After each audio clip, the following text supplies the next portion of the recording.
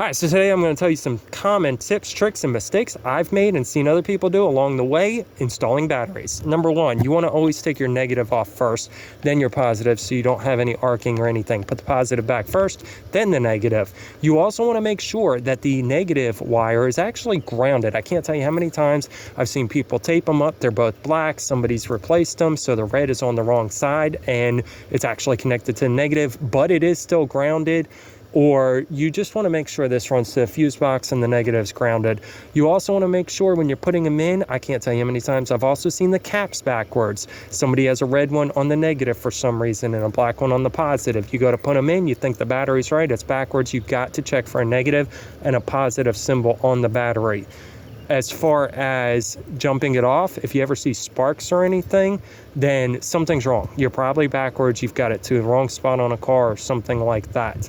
You also, if you're using a jump box, they'll generally tell you that something's wrong, so you can kind of know, or they won't deliver power. Something on there will indicate it. So just reverse that and see if that's the problem. Also, if the battery isn't making a full connection, a full circuit, they'll also give you an error indicator most of the time, but it depends on the battery box, so watch out for that. Another thing is I like to use sealed batteries or spiral cell batteries, AGM batteries, which is advanced glass mat, because I don't like the caps. I don't like anything that's open. I've had them spill on me before. I've had them come off. I've opened up cars and there's no caps at all on there, and they've been driving around like that.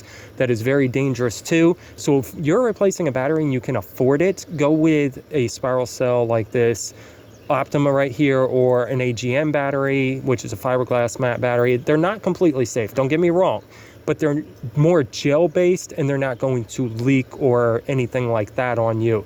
Or you can use a liquid acid battery, but make sure it don't have the caps. It's a maintenance free battery. It'll have vents on it. They do tend to drip out still, but most of the time you're safe there, especially if it's a GM or something. You can plug in the vent thing, which runs to a specific spot on the vehicle.